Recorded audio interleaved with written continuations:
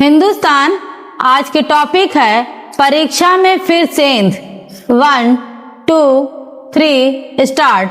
परीक्षाओं को लेकर आ रही शिकायतों का सिलसिला थमने का नाम नहीं ले रहा है। अब शिकायत के स्वर ओडिशा में तेज हैं और झारखंड में भी। ऐसा लग रहा है कि मानो कोई राज्य ऐसी शिकायतों से अछूता नहीं रहेगा।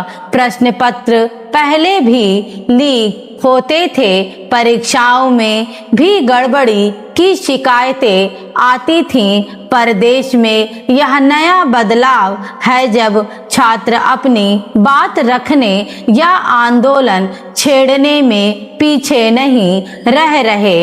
यह भी दिलचस्प है कि ऐसे आंदोलन प्रदर्शन में हर एक राज्य में विपक्षी दलों को सड़क पर आने का मौका मिल रहा है। बहरहाल पहले बात ओडिशा की। ओडिशा मेडिकल स्नातकोत्तर परीक्षा के प्रश्न पत्र की तस्वीरें कथित तौर पर परीक्षा के दौरान व्हाट्सएप पर आधारित होने के बाद आंतरिक जांच शुरू की गई है।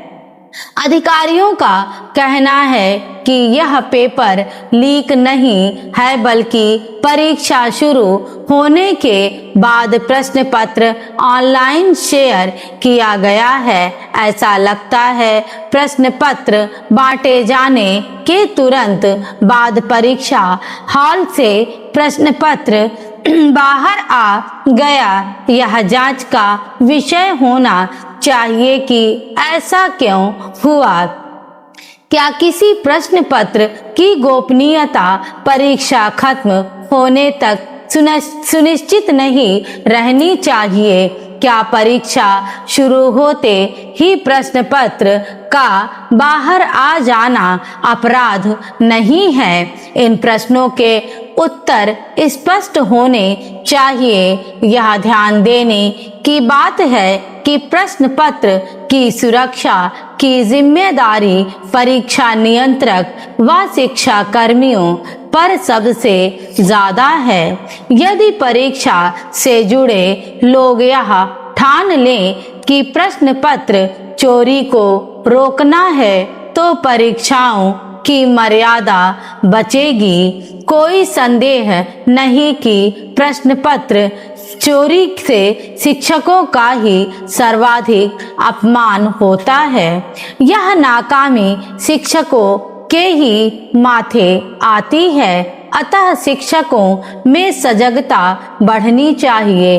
कड़े कानून अपनी जगह हैं, उनके इस्तेमाल की नौबत आने से पहले ही शिक्षकों को सतर्क हो जाना चाहिए।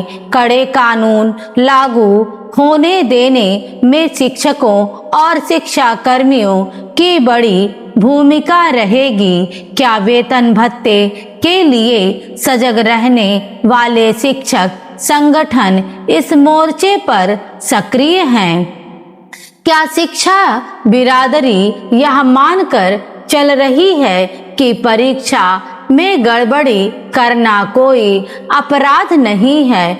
अगर अपराध है तो सजा नहीं होने वाली है। वास्तव में मैं कुछ भी गलत करूंगा और मेरा कुछ नहीं बिगड़ेगा जैसी आपराधिक मनमानी का अंत होना चाहिए। बहुत गंभीर बात है कि प्रश्न पत्र लीक के मुद्दे पर देश के शिक्षा मंत्री का इस्तीफा हुआ है। इस इस्तीफे के मायने शिक्षकों और शिक्षा कर्मियों की समझ में आनी चाहिए।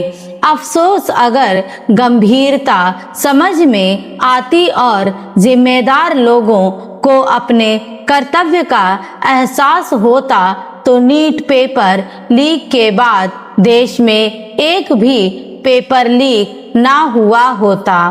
अब झारखंड की समस्या देखिए। प्रदेश के युवा और छात्र संगठन जेपीएससी और जेएसएससी परीक्षाओं में कथित गड़बड़ी के खिलाफ प्रदर्शन कर रहे हैं। 14वीं झारखंड लोक सेवा आयोग जेपीएससी परीक्षा परिणामों में कथित गड़बड़ी की सीबीआई जांच की मांग हो रही है। छात्रों ने मार्च निकाला है। स्टॉप।